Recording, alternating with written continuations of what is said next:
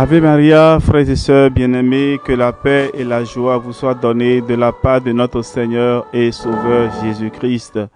Nous sommes réunis en ce 18e jour du mois de juin, le mois consacré au Sacré-Cœur de Jésus. Et aujourd'hui, nous parlerons de la deuxième épine du cœur de Jésus, l'âme tiède.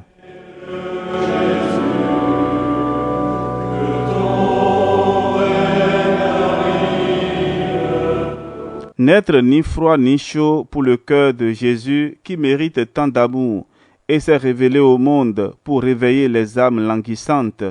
Se traîner nonchalamment dans le service d'un si bon maître, craignant peu de l'offenser, désirant peu de lui plaire, sans reconnaissance pour ses bienfaits, sans ardeur pour sa gloire, sans zèle pour ses intérêts. C'est être tiède. Quel désordre, surtout dans une âme qui fait profession d'honorer le Sacré-Cœur. Quelle coupable apathie! Que lui dit Jésus? Parce que tu es tiède, je vais te bannir de mon cœur, te vomir de ma bouche. L'entends-tu, cette terrible menace, âme infortunée? Ne te donne-t-elle pas une effrayante idée du dégoût que tu inspires à Jésus et de la difficulté de ton retour dans le cœur adorable dont tu as provoqué le soulèvement? Oui, celui qui court au-devant des plus grands pécheurs et qui reçoit l'enfant prodigue avec tendresse, celui-là même ne peut plus le supporter. Tu surcharges les entrailles de sa miséricorde, tu fais bondir son divin cœur, comme fait en l'homme une eau tiède et insipide. Bientôt, si tu ne changes, tu ressembleras à ces restes dégoûtants que la bouche rejette et dont la seule vue, la pensée seule, est un objet d'horreur. Qu'a-t-elle donc fait, ô Jésus, cette pauvre âme, pour susciter à ce point votre indignation? S'est-elle rendue coupable de scandale, de sacrilège? Non, mais elle est sans ardeur pour mon service, sans amour généreux pour mon cœur qui l'a tant aimé. Elle est tiède. J'aimerais mieux un grand pécheur capable d'une résolution généreuse que cette âme plongée dans la léthargie de la tiédeur. Je ne puis la souffrir, elle soulève mon cœur, elle le dégoûte, je vais la vomir. Destinée 1000 fois plus triste, en un sens, que celle du pécheur. Si malheureusement nous sommes atteints de cette maladie si souvent mortelle et cependant si commune, souvenons-nous de 2 remèdes infaillibles. Le premier, c'est la prière au cœur de Jésus. Il a promis, il guérira, il sauvera tous ceux qui l'invoqueront avec confiance, même les âmes tièdes. Il laissera tomber sur nous une étincelle d'amour et nous reviendrons à la ferveur, à la vie.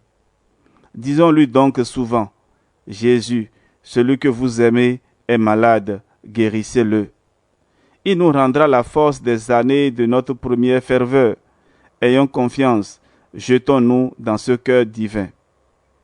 Le second remède, c'est de ne laisser passer aucun jour de ce beau mois de juin sans offrir à Jésus un petit sacrifice, un petit effort sur nous-mêmes. Il nous en récompensera aussitôt par la paix et la joie de son amour. Oui, faisons cela, et non seulement nous serons guéris, mais nous vivrons pour ne plus mourir.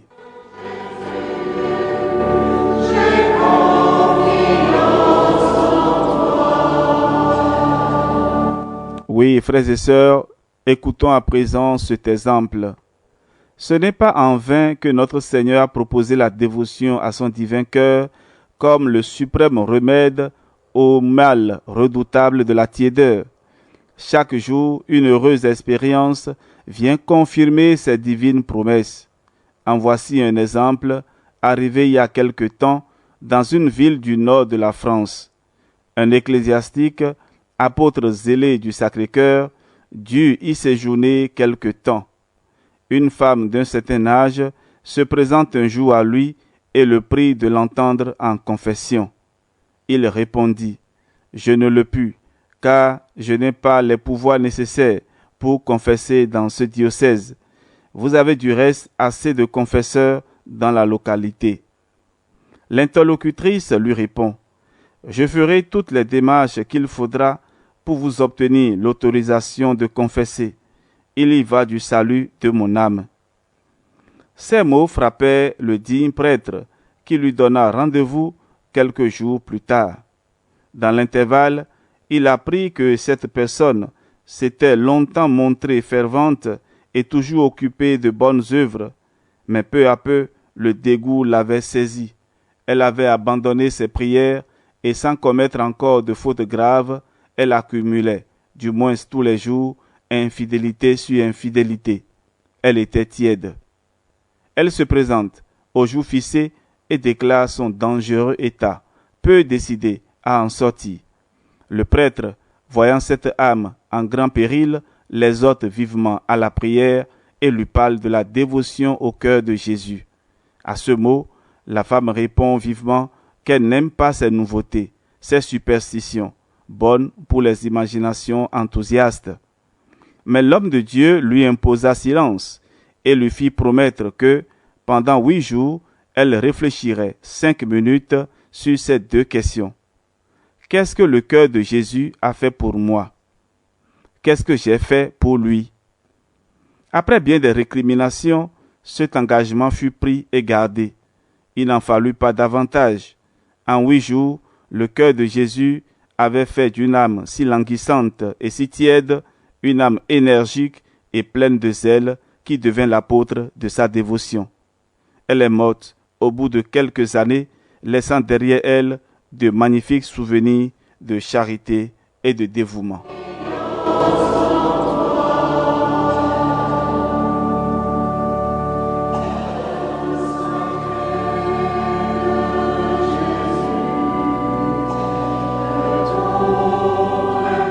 À présent, pour clôturer notre méditation, élevons vers Dieu cette prière.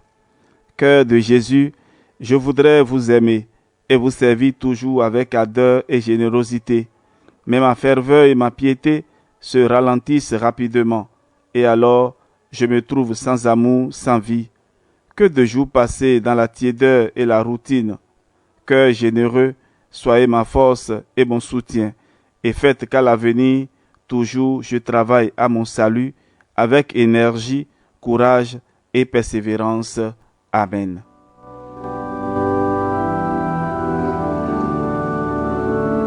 Frères et sœurs bien-aimés, ainsi s'achève notre méditation de ce jour.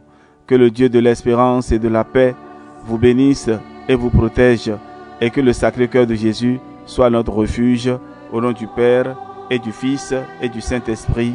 Amen. On se retrouve demain pour la suite. Ave Maria.